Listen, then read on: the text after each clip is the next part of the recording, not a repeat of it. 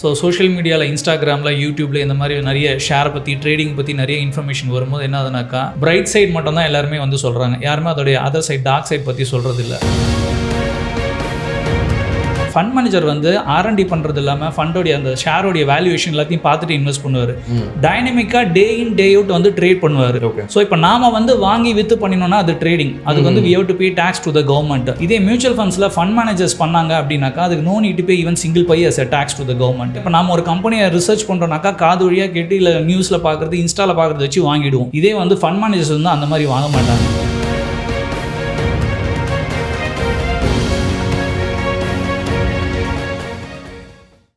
வணக்கம் சார். வணக்கம் கேஷவ் சார், இப்போது கோவிடுக்கு அப்புறம் பார்த்தீங்கன்னா நிறைய டிமேட் அக்கௌண்ட் ஹோல்டர்ஸ் நிறைய பேர் வந்திருக்காங்க ஷேர் மார்க்கெட்டுக்குள்ளே வந்து இன்வெஸ்ட் பண்ணிட்டு இருக்காங்க. இல்லாமல் ஓகே, பட் இன்னும் நிறைய பேர் வந்து ஷேர் மார்க்கெட்டை பற்றி முழுசாக தெரிஞ்சுக்கலையோ அப்படின்னு நிறைய ஃபினான்ஷியல் இன்ஃப்ளூயன்சஸ் போடுற வீடியோ கீழே கமெண்ட்ஸ்லேயே தெரியுது. ஏன்னா அவங்க ஒன்று சொல்கிறாங்க, அதை அவங்க வந்துட்டு ஒரு லேமான ரீசன் வச்சு ஒரு சில கமெண்ட்ஸ் எல்லாம் இருக்குது, இது எப்படி பாசிபிள் அப்படின்லாம். ஸோ வந்து உங்கள்கிட்ட நான் என்ன கேட்க வந்திருக்கேன்னா, ஒருத்தர் ஷேர் மார்க்கெட்டுக்குள்ளே வர்றாங்க அப்படின்னா அவங்க என்னென்ன விஷயங்கள்லாம் தெரிஞ்சுக்கணும் அஸ் அ பிகினராக?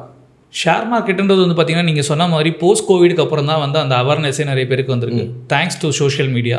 ஸோ சோஷியல் மீடியாவில் இன்ஸ்டாகிராமில் யூடியூப்பில் இந்த மாதிரி நிறைய ஷேரை பற்றி ட்ரேடிங் பற்றி நிறைய இன்ஃபர்மேஷன் வரும்போது என்ன ஆகுதுனாக்கா மக்களுக்கு வந்து டைம் வந்து போகல. அந்த பீரியடில் கொரோனா டைமில் எல்லோரும் வீட்டில் இருந்தாங்கன்றதுனால நிறைய அதை பற்றி லேர்ன் பண்ணணும்னு நினச்சாங்க. பிரைட் சைட் மட்டும் தான் எல்லாருமே வந்து சொல்கிறாங்க. யாருமே அதோடைய அதர் சைட் டார்க் சைட் பற்றி சொல்கிறது இல்லை. சும்மா ஒரு எக்ஸாம்பிளுக்கு சொல்லணும் அப்படின்னாக்கா ரீசெண்டாக ஒரு 2-3 days பிஃபோர் வந்து பார்த்தீங்கன்னாக்கா ஒரு நியூஸ் ஐட்டம் வந்து ஒரு கம்பெனி பற்றி வந்தது. வைரல் ஆச்சு. அந்த வைரல் ஆச்சு. ஸோ அதனால் என்ன ஆச்சு அப்படின்னாக்கா ஒரே நாளில் வந்து பார்த்தீங்கன்னாக்கா அந்த கம்பெனியோடைய ஷேர் வந்து கிட்டத்தட்ட 20% கிட்டே இறங்குச்சு. அதோடைய குரூப் கம்பெனிஸும் வந்து பார்த்தீங்கன்னாக்கா சம்மந்தமே இல்லாத கம்பெனிஸ்லாமும் ஒரு 10-15% இறங்குச்சு. இதுவாது பரவாயில்ல. ஸோ அந்த கம்பெனி நியூஸ் ஐட்டம்லேயே இல்லை. அது இல்லாமல் மற்ற ஷேர்ஸ்லாமும் பார்த்தீங்கன்னா கிட்டத்தட்ட வந்து ஒரு 5%-4% இறங்குச்சு. ஸோ இதுதான் ஸ்டாக் மார்க்கெட்டு. ஸோ 2020க்கு அப்புறம் வந்து பார்த்திங்கன்னா இந்த மாதிரி ஒரு மேஜர் ஃபாலை இது வரைக்கும் யாரும் பார்த்ததில்லை.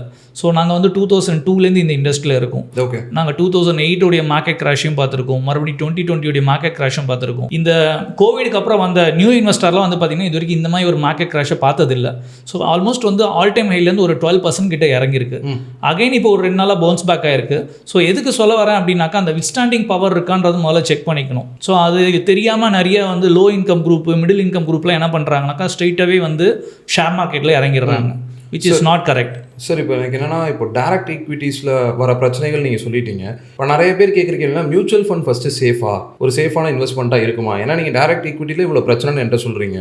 ஸோ என்னோட இன்னொரு சைட் பார்க்குறப்போ மியூச்சுவல் ஃபண்டுன்னு ஒன்று இருக்குது, நான் அதில் போய் ஸ்டாக்ஸ் வாங்கலாமா, நான் அதில் போய் இன்வெஸ்ட் பண்ணலாமா அப்படின்னு கேட்குறாங்க. அது ஒரு கரெக்டான விஷயமா sir? Okay, good question Keshav. Mutual fund வந்து நம்மள மாதிரி பப்ளிக் கிட்டேருந்து கலெக்ட் பண்ணி அவங்க மல்டிபிள் கம்பெனிஸில் இன்வெஸ்ட் பண்ணுவாங்க.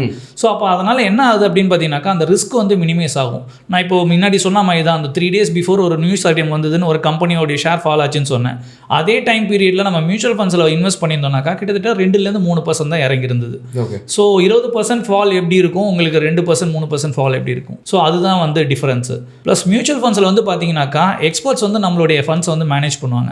சிம்பிளாக லேமேனுக்கு புரிகிற மாதிரி சொல்கிறேன். இப்போ நம்ம ஒரு வெக்கேஷன் போகணும்னு பிளான் பண்ணியிருக்கோம்னு வச்சுக்கோங்களேன். ஸோ வெக்கேஷன் வந்து நம்ம செல்ஃப் டிரைவிங் பண்ணி போகிறதுன்றது டிடிஎஸாக இருக்கும். லாங் டிரைவ் ஒரு 500 கிலோமீட்டர் 1000 கிலோமீட்டர் போகிறதா இருந்தால். இதே வந்து ஒரு கார் டிரைவரை போட்டிருந்தோம் அப்படின்னாக்கா நம்ம வந்து அந்த ட்ரிப்பே வந்து ப்ளஷராக இருக்கும், என்ஜாயபிளாக இருக்கும். ஸோ அந்த மாதிரி தான் வந்து மியூச்சுவல் ஃபண்ட்ஸ்ன்றது. டேரக்ட் ஈக்விட்டின்றது வந்து பார்த்தீங்கன்னா it requires lot of time. நம்ம R&D பண்ணணும், ரிசர்ச் பண்ணணும், பீரியாடிக்கலாக ஃபாலோ பண்ணிக்கிட்டே இருக்கணும். ஸோ இந்த மாதிரி விஷயம்லாம் வந்து பார்த்தீங்கன்னா மியூச்சுவல் ஃபண்ட்ஸில் ஃபண்ட் மேனேஜர் நமக்கு பதில் பண்ணிடுவார்.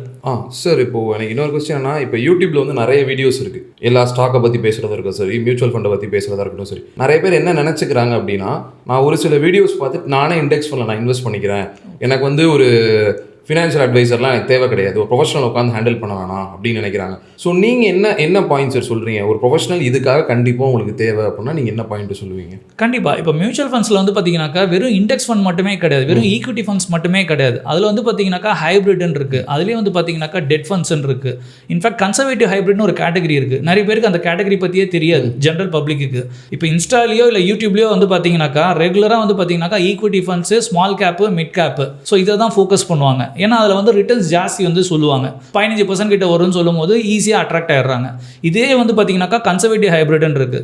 ஸோ கஸ்டமருடைய ரிஸ்க் அப்பிடைட்டு, அவருடைய ப்ரொஃபைலு, அவருடைய ரிஸ்க் டேக்கிங் கெப்பாசிட்டியை பொறுத்து தான் வந்து பார்த்தீங்கன்னா நம்ம ஃபண்ட்ஸை வந்து ரெக்கமெண்ட் பண்ண முடியும். ஸோ இப்போ கூகுளில் வந்து பார்த்தீங்கன்னா ஜென்ரலாக ஒரு ஆன்சர் கிடைக்கும், ஆர் யூடியூப்ல வந்து பார்த்தீங்கன்னா ஜென்ரிக்காக தான் ஒரு ஆன்சர் கிடைக்கும். கஸ்டமைஸ் சர்வீஸ் வேணும் அப்படின்னாக்கா அப்போ அதுக்கேற்ற மாதிரி நம்ம வந்து ஒரு அட்வைசர் அப்ரோச் பண்ணுறது தான் கரெக்டாக இருக்கும். சும்மா நான் விளையாட்டாக சொல்லுவேன், ஒரு டாக்டர் கிட்ட போகிறோம், ஒரு கிளினிக்கில் வந்து ஒரு 2 பேஷண்ட்ஸ் இருக்காங்கன்னு வச்சுக்கோங்களேன்.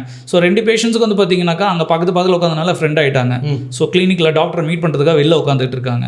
அந்த 2 பேருக்குமே வந்து பார்த்தீங்கன்னாக்கா தலைவலி. ஸோ உடனே அவங்க என்ன பிளான் பண்ணுறாங்கனாக்கா, எனக்கும் தலைவலி உனக்கும் தலைவலி, அப்போ நம்ம என்ன பண்ணலாம், நம்ம ஒரு டீல் போட்டுக்கலாம்.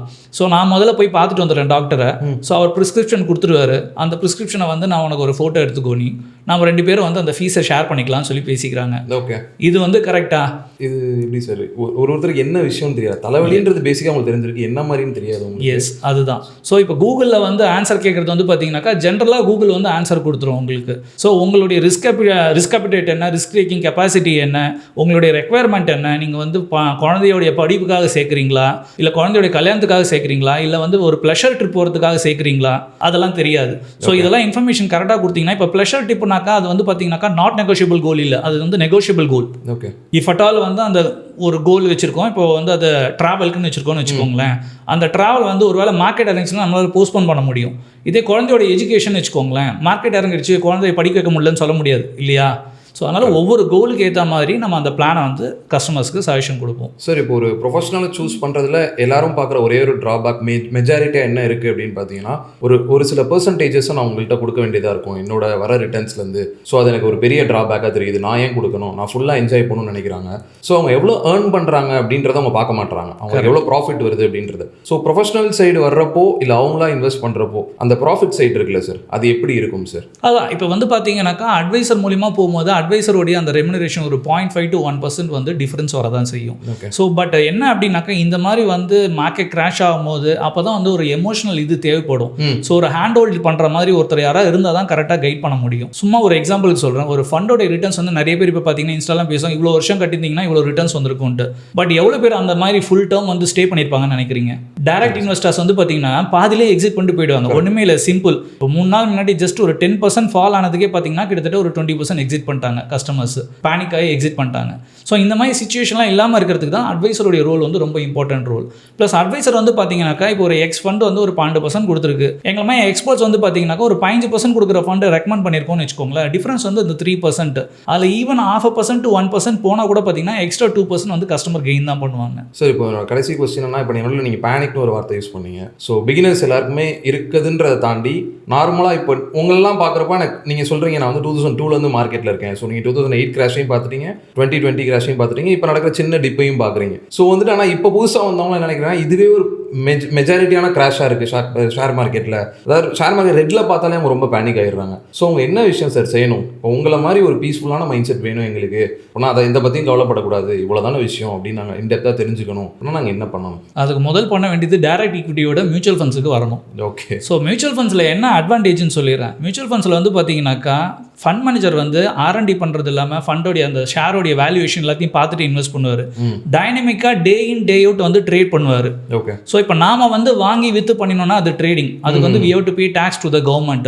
இதே மியூச்சுவல் ஃபண்ட்ஸில் ஃபண்ட் மேனேஜர்ஸ் பண்ணாங்க அப்படின்னாக்கா அதுக்கு no need to pay even single pay as a tax to the government. அது ஒரு மேஜர் அட்வான்டேஜ்.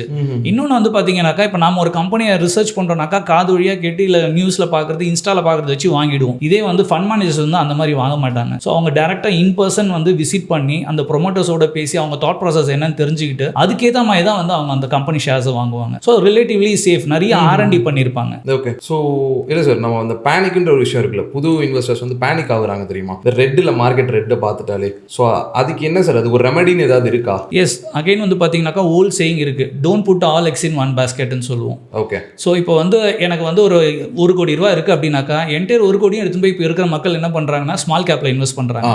ஸோ ஸ்டாட்டிஸ்டிக்ஸ் பார்த்தீங்கன்னா அப்படி தான் இருக்குது. லாஸ்ட் 1 இயர் பார்த்தீங்கன்னாக்கா செக்டோரியல் ஃபண்ட்ஸில் வந்து 60% மேலே கலெக்ஷன் வந்துருக்கு. செக்டோரியல் தான் இருக்கிறதுலே ஹை ரிஸ்க் ஹை ரிட்டர்ன்ஸ் கொடுக்கக்கூடிய செக்டர். ஸோ எல்லாத்தையும் எடுத்து போய் பம்பின் பண்ணிடுறாங்க டேரெக்டாக. ஸோ அந்த மாதிரி பண்ணாமல் மல்டிபிள் அசட் டைவர்சிஃபிகேஷன் தான் கீ டு வெல்த்னு சொல்லுவோம்.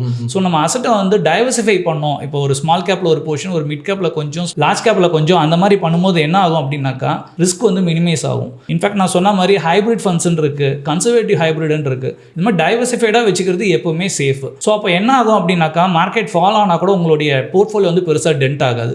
ஓகே சார், இப்போ நம்ம இவ்வளோ விஷயங்கள் பேசியிருக்கோம். இப்போ இந்த வீடியோ பார்த்தா இதெல்லாம் ஒரு பிகினர்ஸ் கைடு மாதிரி இருக்குமா சார் ஸ்டாக் மார்க்கெட்டில் வர்றவங்களுக்கு? கண்டிப்பாக பொறுத்த வரைக்கும் கண்டிப்பாக. ஓகே சார், இதை மட்டும் வச்சு யூஸ்ஃபுல்லாக நம்ம மியூச்சுவல் ஃபண்டில் இன்வெஸ்ட் பண்ணலாம், இதை மட்டும் வச்சு. எஸ். ஓகே சார், ரொம்ப நன்றி சார். தேங்க்யூ.